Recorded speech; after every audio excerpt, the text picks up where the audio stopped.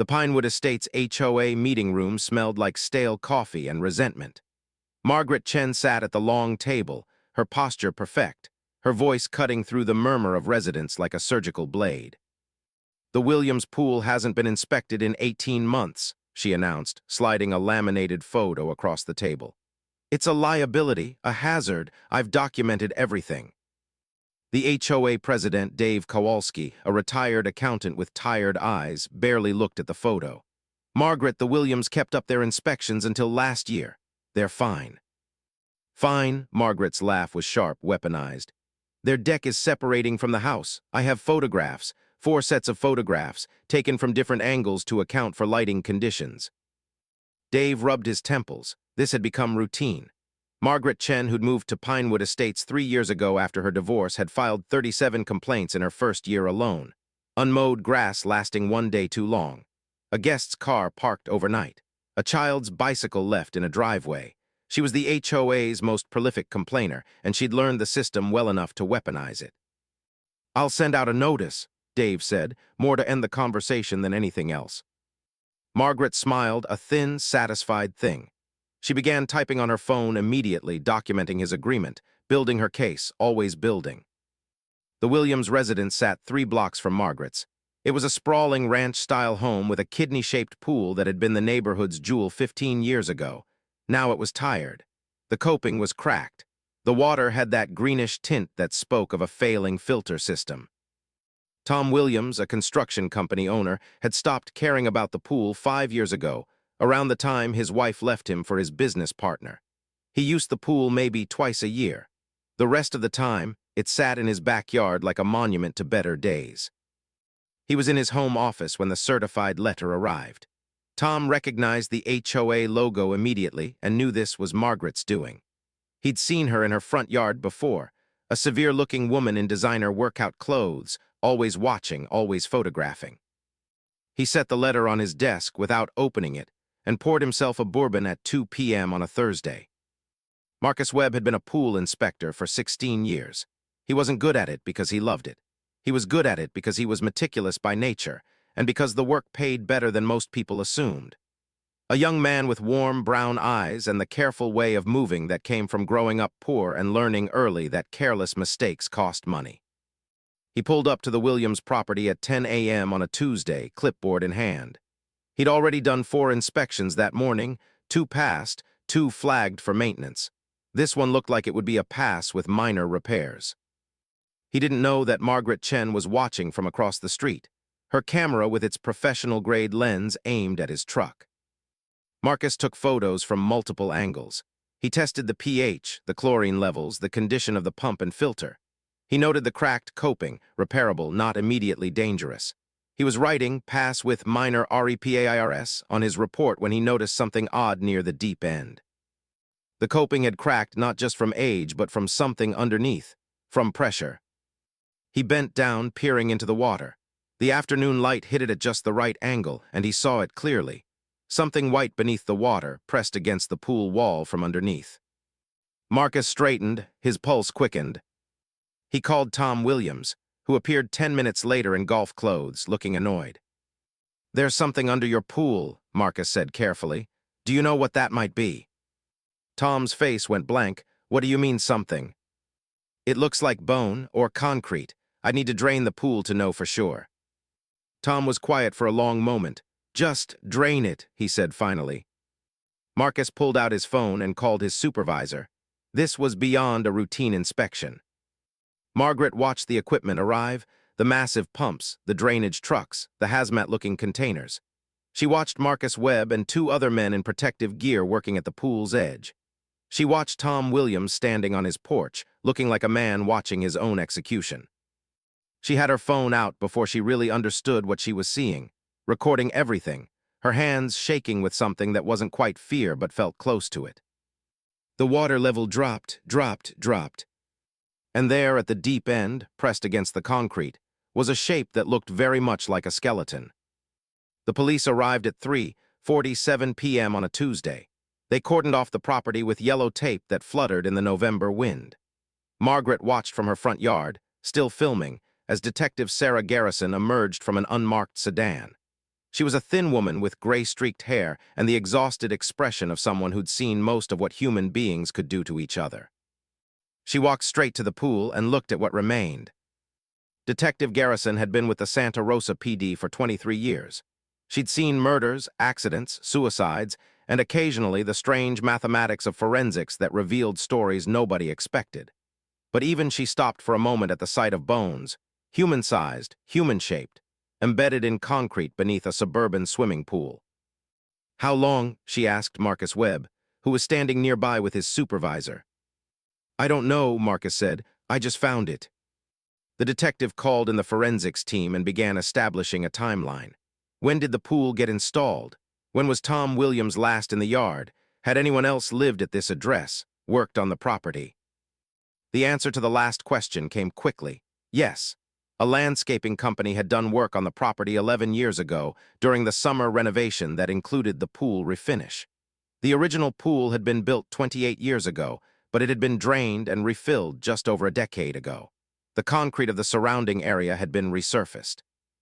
"So whatever this is," Detective Garrison said to her partner, a younger man named Officer Cruz, "went in the ground sometime in the last 11 years. Tom Williams wasn't making any statements beyond, 'I don't know how that got there.'" The news hit the neighborhood like an accelerant on flame. By evening, news vans lined Pinewood Lane. By night, every cable news outlet was running the story. BONESDISCOVERED beneath suburban pool, investigation UNDERWAY.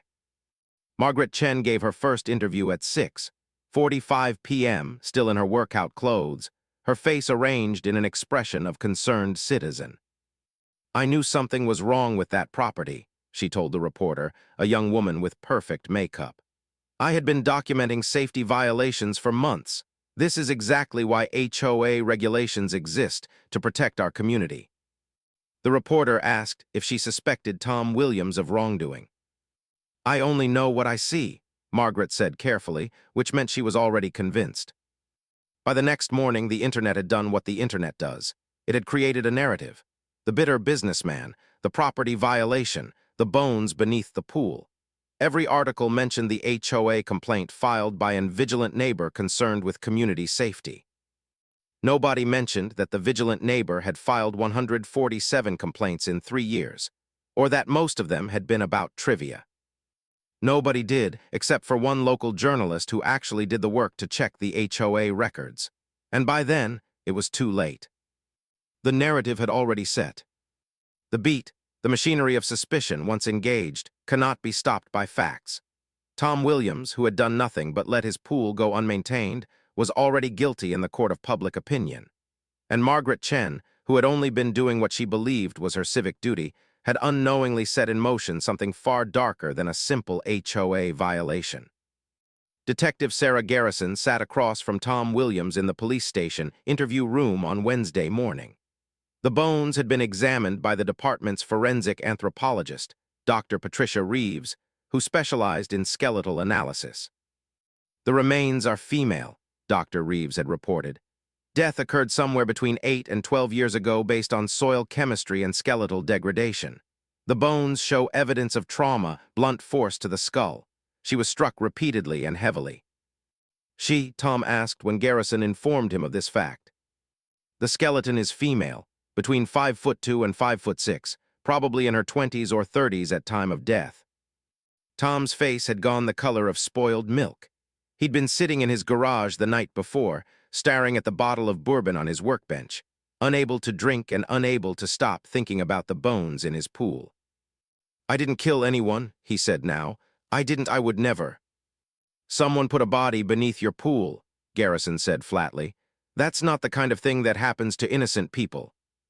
"It's not the kind of thing that happens at all," Tom's voice cracked. "Jesus Christ, I didn't even know she was there."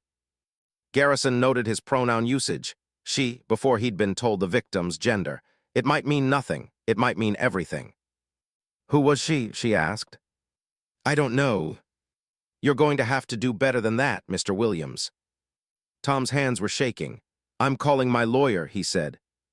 By noon, Tom Williams' lawyer, a sharp-eyed woman named Patricia Hale who specialized in high-profile cases, was on the phone with Detective Garrison. explaining that her client would answer no more questions without her presence, and probably wouldn't answer any with her present either. What Garrison had was a body in a pool and a homeowner who couldn't explain it. What she didn't have was a cause of death beyond the obvious trauma, an identity, or any forensic evidence linking Tom Williams to the crime. Yet, the media frenzy had exploded by Thursday. National news networks were sending crews. The story had everything: a suburban mystery, a body, a potential crime, and a vigilant HOA member who'd uncovered it all. Margaret Chen was being interviewed by 3 different outlets a day now. Each time, she was careful to present herself as a concerned citizen who cared deeply about community safety. Each time, she mentioned her years of documenting violations. Each time, she called for a thorough investigation into whether these violations were symptoms of a larger problem. It was implied but not stated: Tom Williams was the problem. On Friday morning, the forensic lab called with the victim's identity. They'd sent dental records to the state database and found a match. Rebecca Hartley, reported missing 11 years ago from a group home for developmentally disabled adults. Rebecca Hartley, 24 years old at time of disappearance. Rebecca Hartley, who'd never been found, who'd been presumed a runaway, who'd been essentially forgotten by a system already overburdened with forgotten people. Rebecca Hartley, whose remains had been sitting 20 feet beneath Margaret Chen's neighborhood for a decade. Detective Garrison's first call was to the director of the group home, a harried man named Derek Paulson, who confirmed that Rebecca had indeed lived there. She had moderate intellectual disability, Derek said. She was sweet, very trusting, probably too trusting. We had safeguards, but people weren't always careful. Who cared for her directly? A few people. There was the day supervisor, Marcus Chen. Rebecca seemed to like him the most. He was gentle with her. Garrison stopped. Marcus Chen. Yes, why? No reason, Garrison said, but she was already writing the name down. She'd run a background check immediately. Marcus Chen, age 46, had worked at the Dayspring Group home for 7 years, from 2 years before Rebecca's disappearance to 5 years after it. He'd left the job in a personal capacity. The file said simply, resigned for personal reasons, and hadn't worked in any similar capacity since. The police found him at home on a Friday afternoon. He was living alone in a modest apartment in the suburbs, working as a data entry specialist for an insurance company. He went very white when they showed him a photo of Rebecca Hartley. I remember her, he said quietly. She was a sweet girl. What happened? That's what we're trying to find out, Detective Garrison said. You worked with her at Dayspring. She disappeared 11 years ago. Marcus was quiet for a long moment. Then, I didn't have anything to do with that. Do you own or have you ever owned a property in Pinewood Estates? No, what are you asking me? Rebecca's remains were found buried beneath a pool in Pinewood Estates. We're asking everyone who had contact with her about their whereabouts during the time she went missing. Marcus's eyes went very wide. That's not possible. I would never. I cared about Rebecca. She was in my care and I took that seriously. Garrison had interviewed enough people to recognize genuine shock when she saw it, but she'd also interviewed enough criminals to know that shock could be performed. She brought Marcus in for a formal interview anyway. By the time Garrison finished with Marcus Chen on Friday evening, she was fairly convinced he didn't have anything to do with Rebecca's death.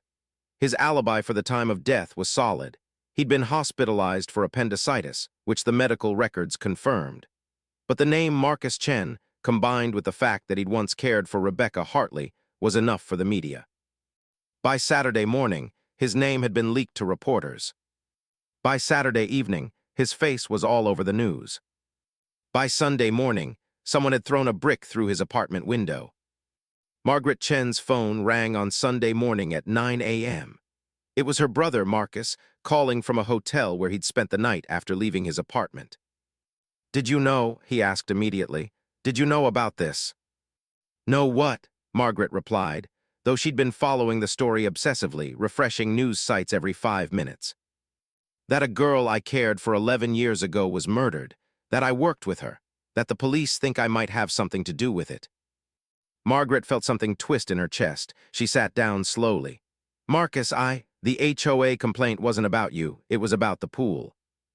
Don't, Marcus's voice cracked. Don't play innocent, I know you. You've always been like this, always looking for problems, always calling people out, always building your little case files. Well, you found something this time. I hope you're happy." He hung up. Margaret sat in her living room, surrounded by the architectural evidence of her own success. A perfectly maintained home, a perfectly organized life, a perfectly documented history of everyone's failures but her own, and felt the first real doubt. She called her therapist, but the office was closed on Sunday. The investigation into Rebecca Hartley's death stalled. Marcus Chen had a solid alibi. Tom Williams had no clear motive and no forensic evidence linking him to the crime. The bones provided trauma, but not much else.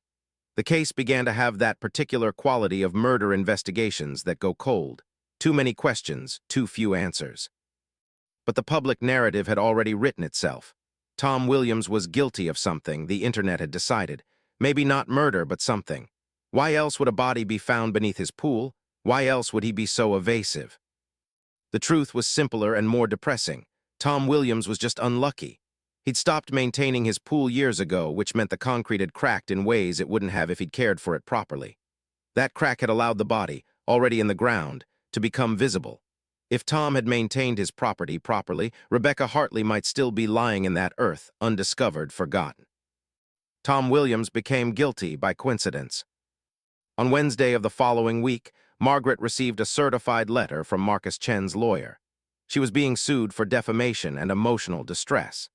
The suit alleged that Margaret Chen had deliberately painted her brother as a suspect to police and the media, had made public statements suggesting his guilt, and had damaged his reputation and livelihood. The suit was quite technically false. Margaret had never publicly stated that Marcus was guilty.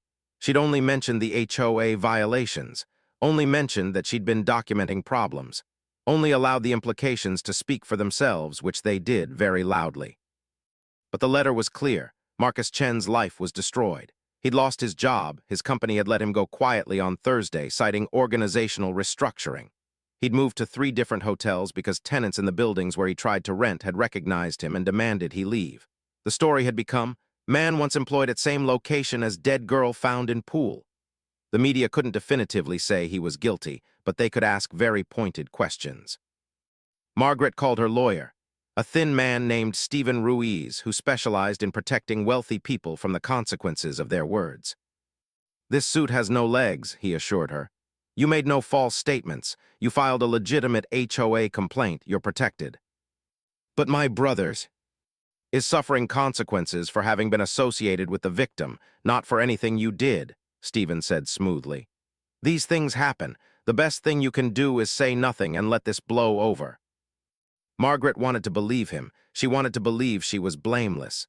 She had, after all, only been doing her job, her civic duty. She had only noticed something was wrong. She had only documented it. She had only called for an inspection.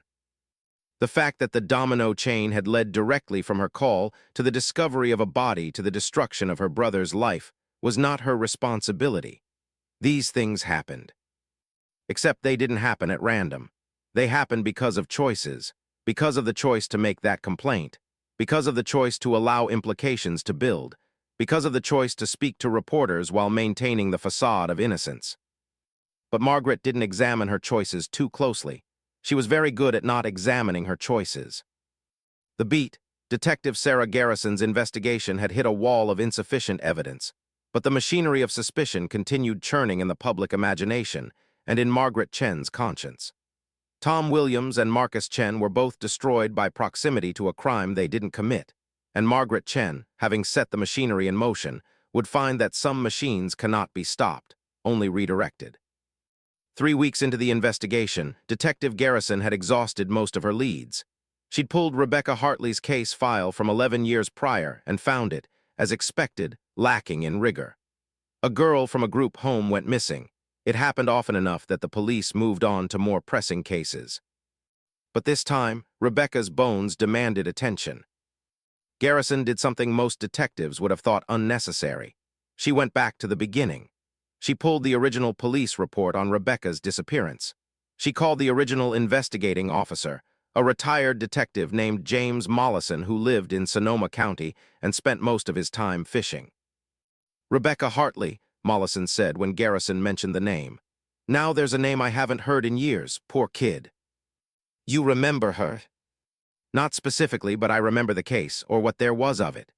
Girl goes missing from a group home. We looked around, but there wasn't much to find.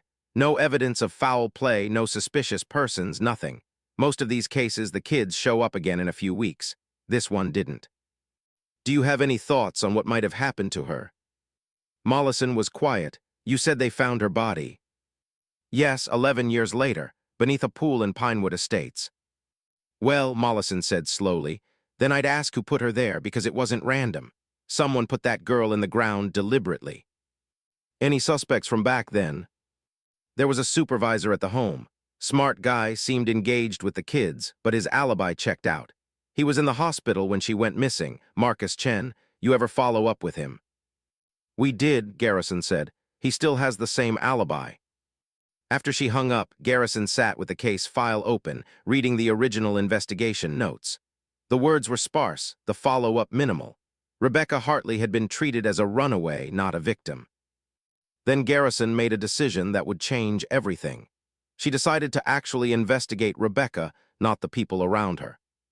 She called Dr. Patricia Reeves, the forensic anthropologist, and asked if the skeleton could reveal anything about Rebecca's life before her death. Where she'd lived, what her daily routine had been, any markers of trauma or abuse. Dr. Reeves spent the next 10 days doing something most people would find tedious, but which she found endlessly fascinating. She read the bones. The skeleton told her about calcium intake, poor, about sun exposure, moderate, about baseline health, compromised. The skeleton showed evidence of old breaks that had healed incorrectly, signs of neglect or abuse in childhood. The spine bore markings consistent with repetitive labor. The shoulder joints showed damage consistent with someone who'd lived with restricted mobility. In other words, Rebecca Hartley's bones told the story of a girl who'd lived a hard life in a body that had never fully healed from the damage done to it. Dr. Reeves submitted her report, which Garrison read with growing sadness. Rebecca had been a broken thing in a system designed to care for broken things, and then she'd been murdered. The universe's cruelty to her hadn't ended at birth or at the group home. It had ended beneath a suburban pool, unmourned and undiscovered for a decade. Garrison decided she was going to find who did it. She started with a question. Who had access to the Williams property in the months before Rebecca went missing? Who could have put a body there? The Williams property had undergone a major renovation 11 years ago. The pool had been drained, refinished, and the surrounding concrete had been resurfaced. The project had taken 3 months, June, July, and August. Rebecca had gone missing on August 14th. Tom Williams himself had been in Denmark on vacation when the pool work began, but he'd returned by early August. His ex-wife, Linda Williams, had been living in the house at the time, though she'd left Tom by August. She was living with her current husband in Portland, Oregon. Garrison called Linda Williams and asked about the renovation. It was a mess, Linda remembered. We had contractors in and out for weeks. The pool guy, the concrete guy, the landscaper, probably a dozen people altogether.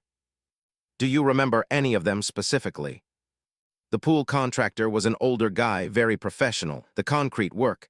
There was a younger guy, maybe mid-20s. He was nice enough, quiet. Do you have records of who did the work? Probably in Tom's files somewhere, but I don't have access to those anymore. You could ask him.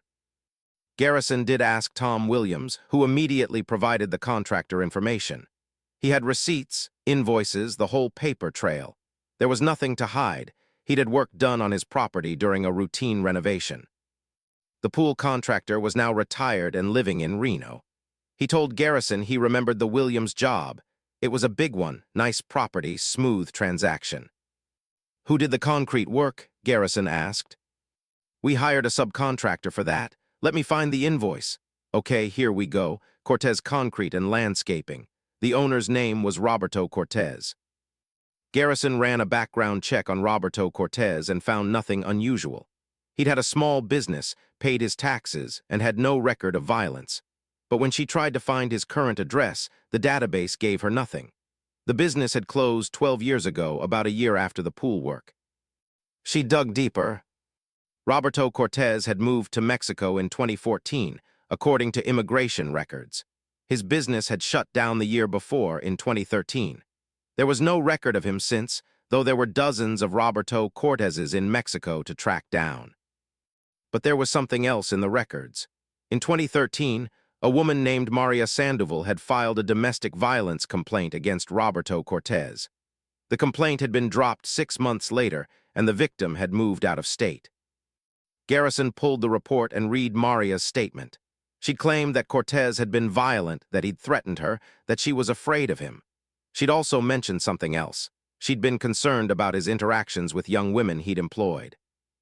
On a Friday afternoon, Garrison drove to the office of a labor law firm in San Francisco and spoke with a woman named Jennifer Walsh, who'd represented Maria Sandoval. "I remember the case," Jennifer said. "Poor woman, she was scared of him, genuinely terrified. We tried to help her get a protective order, but the case fell apart when she decided to leave the state and didn't want to pursue it further." "Did she ever mention specific incidents of violence?" "She described a few instances. He'd grabbed her, threatened to hurt her if she left him. She said he was obsessed with controlling her movements. She also mentioned that she was concerned he might have done something to someone else, a girl." Garrison's pulse quickened. "What girl?" "I don't remember her saying specifically, but she mentioned she'd worked with him briefly at the landscaping company, and one day the girl had just stopped showing up. Maria had asked about her, and Roberto had gotten extremely angry. He'd told her never to mention the girl again." "Do you know what this girl's name might have been?" "No, I'm sorry, but Maria might remember. I have a forwarding address for her in Oregon. She was quite traumatized by the whole thing, though." Garrison drove to Oregon over the weekend. Maria Sandoval was living with a new husband, a pastor, in a small town outside Portland. She was a beautiful woman with watchful eyes and a permanent tension in her shoulders, the physical memory of fear. She confirmed what she'd told Jennifer Walsh years ago. "There was a girl who worked with us," Maria said carefully. "She came on as a laborer for one of the summer jobs. She was not all there mentally, but she was sweet. She worked hard. Roberto seemed fine with her at first, but then one day, I don't know exactly what happened, but she didn't come back. When I asked Roberto about her, he told me to shut my mouth and mind my own business. He was different after that, angrier, more volatile." "Do you remember this girl's name?" "Rebecca, maybe, or Rachel. He called her something short, a nickname." "Rebecca Hartley." Maria's face went very still. "Yes," she said quietly, "that sounds right, Rebecca." Garrison showed her a photo of Rebecca from the group home records. Maria confirmed it was the same girl. "What happened to her?" Maria asked. "She disappeared 11 years ago," Garrison said. "Her remains were found recently. She'd been murdered." Maria went very pale. She reached out and gripped her husband's hand. "He did it," she said. "I always knew he did something to her. I could feel it. The way he got after she stopped coming, like he'd done something terrible and he was going to make sure nobody found out." Garrison's next stop was the Mexican consulate in San Francisco. She worked with federal agents to track down Roberto Cortez's current location. It took 3 days. Roberto Cortez was living in a small town outside Guadalajara, Mexico. He'd been running a concrete business under a different name and living a quiet life for 12 years. The U.S. government requested his extradition to face charges of murder. The Mexican government requested that he be tried in Mexico instead. A legal battle ensued. But before the legal process could fully unfold, Maria Sandoval's testimony was released to the press. The narrative shifted overnight. It was no longer about Tom Williams or about Marcus Chen. It was about a predator who'd killed a vulnerable young woman and disappeared to Mexico to escape justice. Margaret Chen watched the news coverage with a hollow feeling in her chest. She'd been wrong about everything. The complaint, the inspection, the body in the pool, it had all been a coincidence. Tom Williams had been in the wrong place at the wrong time. Marcus Chen had simply known the victim and paid the price for that knowledge. And she, Margaret Chen, had been the instrument that set all of this in motion. She called Marcus, who didn't answer. She called again, and finally he picked up on the 4th attempt. "Marcus, I'm so sorry," she said immediately. "I didn't know, I had no idea that." "You didn't know," Marcus repeated, his voice flat and hollow. "You didn't know. Do you understand what you've done to me? Do you understand what my life looks like now?" "The police know it wasn't you. They know who really did it." "And what good does that do?" Marcus asked. "Do you know how many Google results come up when you search my name? Do you know that I'll never get another job in my field? That nobody will hire me? That my friends have stopped returning my calls? Do you know what it's like to go to the grocery store and have people recognize you as the man who might have killed a girl? Margaret had no answer. "Stay away from me," Marcus said and hung up. Tom Williams' story was simpler in some ways and more complex in others. He'd been exonerated by the actual arrest, but his reputation had been permanently altered by suspicion. People still looked at him oddly in his neighborhood. His business had lost 3 major contracts because clients didn't want to be associated with someone who'd been investigated for murder. He'd put his house on the market, unable to live in a home where everyone assumed he'd done something terrible. He sent Margaret a letter, which she kept unopened on her kitchen counter for a week before finally reading it. "You didn't do anything illegal," he wrote. "I've been told I don't have grounds for any legal action against you. I wanted you to know that I'm aware of this. I wanted you to know that I could sue you, but I won't. Not because I'm magnanimous, but because I'm tired. I've spent 3 months being suspected of murder. I've spent 3 months watching my life burn. I have nothing left to fight you with, so I'm leaving. I'm moving to Colorado, and I'm trying to put this behind me. I hope you can find a way to do the same." Margaret read this letter many times over the next months.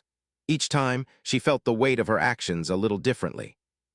The truth had emerged, but not before destroying the innocent people caught in its gravity. Margaret Chen had discovered that actions had consequences she couldn't control, that the machinery she'd set in motion followed its own logic, and that being technically correct, she'd only filed a complaint, was very different from being morally innocent. The case was solved. The real killer was being extradited, and Margaret was left with the bitter knowledge that she'd caused significant suffering to people who'd done nothing wrong. The extradition of Roberto Cortez became a media circus. He fought it tooth and nail, hearing expensive Mexican lawyers who argued that he'd been rehabilitated, that he'd committed no crimes on Mexican soil, that the evidence was circumstantial at best. Detective Garrison spent 6 weeks preparing her case. She coordinated with forensic experts, tracked down witnesses, and built a timeline that was almost airtight. Rebecca Hartley had gone missing on August 14th, during the exact dates when Cortez's company was working on the Williams property. The bones showed trauma consistent with blunt force injury. Maria Sandoval's testimony was credible and corroborated. By late February, Cortez was extradited to the United States to face trial for Rebecca Hartley's murder. The trial was set for April. Margaret attended the preliminary hearing, sitting in the back of the courtroom, watching as the case that had destroyed her brother's life was laid bare before the courts. Roberto Cortez sat at the defense table, a squat, gray-haired man with the expression of someone who'd expected this moment would never come. He wore a suit that didn't fit quite right, chosen by his lawyer to make him seem less threatening, more human. It was hard to see him as either threatening or human. He was just a man, aging and tired, finally facing accountability for what he'd done. During a break, Margaret stood in the courthouse hallway and watched people pass by. She recognized Maria Sandoval, Rebecca Hartley's mother, who'd attended the group home as a legal advocate, and Detective Garrison. She wanted to approach them to say something to express her regret, but she remained rooted to her spot, watching them disappear into another courtroom. Marcus called her that evening. "I heard they got him," he said. It was the first time they'd spoken in 2 months. "Yes," Margaret confirmed. "It's really him. It was always him." That's what Detective Garrison told me. She also told me that my name has been cleared, officially, publicly. There's a statement from the police department exonerating me. Marcus, I'm so sorry. I know you've said that already, and I believe you. But I want you to understand something. Being sorry doesn't fix what happened. Being sorry doesn't get my job back. Being sorry doesn't erase the last 4 months of my life where I lived in hotels because people recognized me as a murder suspect. Being sorry doesn't matter, Margaret. Sorry is what you say when it matters, and most of the time it doesn't. What do you want from me? Nothing, Marcus said. I want nothing from you. I want you to understand deeply and completely that your actions have consequences. Your choice to file that complaint, your choice to speak to reporters, your choice to position yourself as a concerned community member, all of those choices mattered.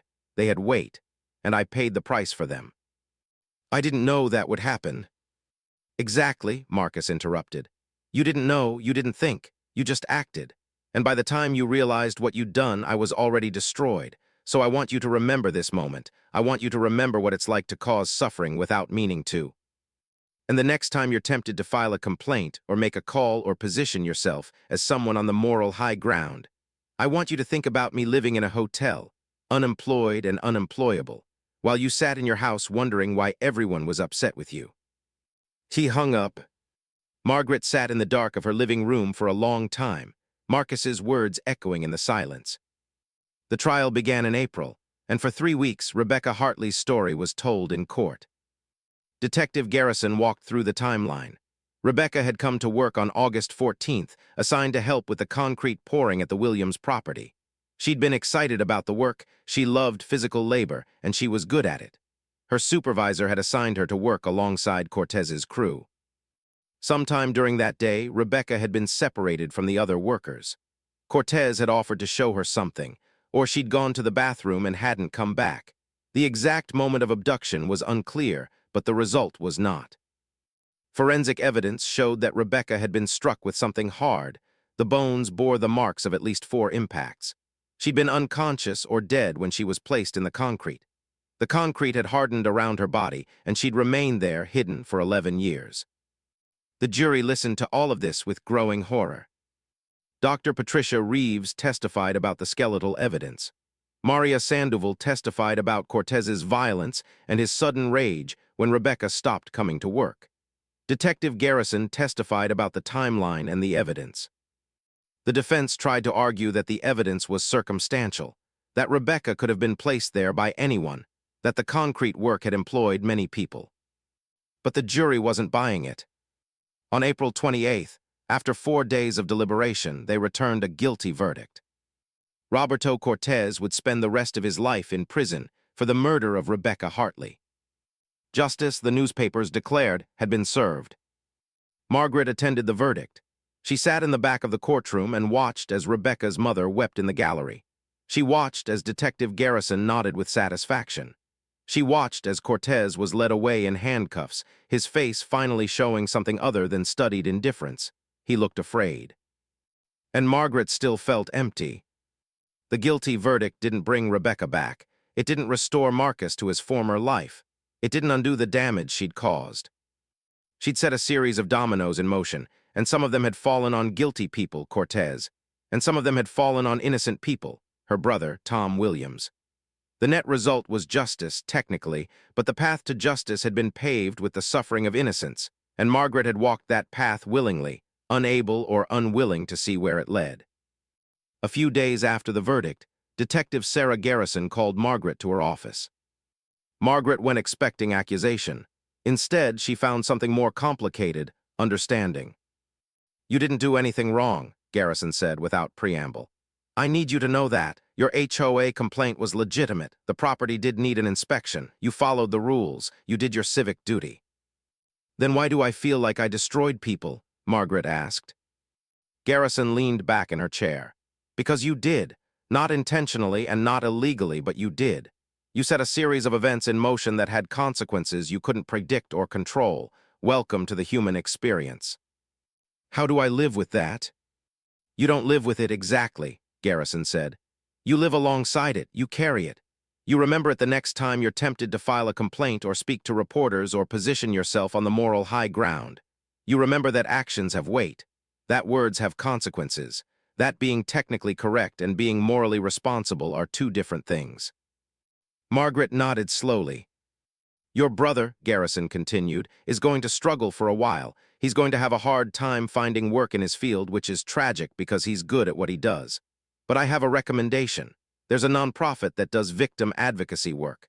They're always looking for people who understand trauma firsthand. I think he'd be good at it. I think he'd find meaning in it." "Do you think he'll ever forgive me?" Margaret asked. "I don't know," Garrison said. "I hope so. But more importantly, I think you need to forgive yourself, because carrying around the guilt of this won't change anything. What will change things is learning from this, growing from this, becoming someone who thinks more carefully about the consequences of her actions." The beat, Margaret had achieved what she'd set out to achieve. She'd gotten an inspection, she'd uncovered a violation, and the machinery of justice had been set in motion. But justice, she'd learned, was indiscriminate. It didn't distinguish between guilty and innocent. It just fell, hard and heavy, on whoever was underneath when it came crashing down. And now she was left with the weight of knowledge that her actions, though technically correct, had been morally complex in ways she'd failed to anticipate. 6 months after Roberto Cortez's conviction, Margaret sat across from her brother Marcus in a coffee shop near his new apartment in Oakland. He looked different, thinner, maybe, or just more worn. But his eyes were less haunted than they'd been the last time she'd seen him in person. He worked now at the nonprofit Detective Garrison had recommended, counseling families of crime victims. The irony wasn't lost on him. He'd been victimized by suspicion, and now he spent his days helping people who'd been victimized by crime. But it felt right, he'd told her on the phone. It felt like his suffering was being put to some use. "I'm not ready to say that everything is forgiven," Marcus said when Margaret asked him directly. "I'm not sure I'll ever be completely ready, but I'm getting there." "Thank you for saying that," Margaret replied. "I know I don't deserve it." "No, you don't," Marcus said. "But I'm learning through my work that we're often undeserving of grace. That grace is what we get when people choose to give it to us anyway." Margaret felt tears start, but she held them back. She'd cried enough over the past months. "I've stopped filing HOA complaints," she said instead. Marcus smiled slightly. "I heard there's been a noticeable drop in the neighborhood." "I'm still on the board. They asked me to stay, but I'm trying to be more measured, I guess. I'm trying to think about consequences." "That's good," Marcus said. He sipped his coffee. "Tom Williams sold his house, you know. He moved to Colorado. His business is starting to pick up again, but it's going to take time. He might never fully recover from what happened." "I know. I wrote him an apology letter." "Did he respond?" "No, I don't expect him to." They sat in silence for a while, the kind of silence that comes when there's too much to say and no way to say it. "How's Rebecca's family?" Margaret asked eventually. "They're grieving," Marcus said. "Detective Garrison helped them have a proper funeral. Rebecca got a memorial service, flowers, all of it. Her mother said that closure wasn't the right word. Nothing brings her daughter back, but at least now she knows what happened. At least now she can stop wondering. I think there's value in that." Margaret received a letter from Rebecca Hartley's mother, Dolores Hartley, 3 weeks later. It came to her home address, carefully handwritten on nice stationery. "Dear Ms. Chen, I want you to know that I don't blame you for what happened to my daughter. The man responsible for Rebecca's death is responsible for Rebecca's death. That's on him, not on you. But I also want you to know that your actions, your complaint, your speech to the reporters, led to the discovery of my daughter's remains. Without that inspection, Rebecca would still be lying in that concrete, undiscovered and unmourned. So I'm grateful for you in a complicated way, even though I know that gratitude is complicated by the suffering you cause to innocent people. I've spent my life watching people make choices that affect others. I spent years watching the system fail my daughter, watching people who were supposed to protect her choose not to. Your choices were different. You were trying to do the right thing, and the right thing happened to lead somewhere both terrible and necessary. I'm sharing this with you because I think you need to know that good can come from imperfect actions. Justice sometimes arrives through tangled paths, and people who care enough to speak up, even when they speak up for the wrong reasons, are sometimes the instrument of something larger than themselves. I don't know if this absolves you, I don't know if it should, but I wanted you to have this perspective. Rebecca was a good girl, she was kind and she tried hard. She deserved better than what happened to her. But at least now the world knows her name. At least now she's not forgotten. Thank you for that. Sincerely, Dolores Hartley. Margaret read this letter many times. She framed it and hung it on her wall, not as an absolution, but as a reminder. A reminder that actions have weight and consequences were real, and that sometimes the path to justice ran through suffering, and that all she could do was be more careful with her choices going forward. Detective Sarah Garrison closed the Rebecca Hartley case 6 months after the conviction. She submitted the final report and moved on to the next case, and the next, as was her job. But she occasionally thought about Margaret Chen and the power of a single complaint filed by a person determined to maintain order. She thought about how fragile innocence was, how easily suspicion could destroy it, how often justice required collateral damage. And she thought about how rarely anyone acknowledged that damage or apologized for it or tried to make it right. Margaret Chen had done those things, which was rare. She'd used her newfound perspective to volunteer with Marcus at the nonprofit. She'd helped fund a scholarship in Rebecca Hartley's name for disabled students pursuing education. She'd become quieter, more measured, more aware of the power of her words. It was a small redemption, Garrison thought, but it was a redemption nonetheless. 1 year after Roberto Cortez's conviction, the city dedicated a small memorial garden to Rebecca Hartley in the town square. It was a simple thing, a bench, a plaque, some flowers. But it was a thing which was more than Rebecca had gotten for 11 years. Margaret attended the dedication. So did Marcus and Tom Williams, visiting from Colorado for the day, and Dolores Hartley and Detective Garrison, and dozens of community members who'd read Rebecca's story in the news and wanted to acknowledge her brief, tragic life. Rebecca's name was read aloud, her story was told, a moment of silence was observed. And for that moment, standing in the sun with all these people who'd been touched by her death, Margaret understood something she hadn't understood before, that sometimes pain was the price of change, that justice and mercy were not the same thing, and that all any of us could do was try to be better than we'd been, knowing that even our best efforts might cause suffering we couldn't predict or control. The beat, the machinery of her actions had finally stopped. Rebecca Hartley had a name, a memorial, justice. Tom Williams was rebuilding his life. Marcus Chen was finding purpose in his pain.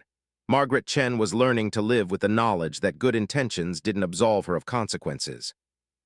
And Detective Sarah Garrison walked forward into her next case, carrying the weight of all the stories she'd carried before, the ones that ended in justice, the ones that ended in suffering, and the ones that ended in both. Margaret sat in the parking lot of her brother's office building, looking at the nonprofit sign on the window, Second Chance Advocacy Center. Marcus had been promoted to director 2 years ago. He'd hired 5 people, expanded the office, and had started a program specifically for families of crime victims. It was meaningful work, the kind of work that made suffering into something useful or at least comprehensible. She walked in without announcing herself.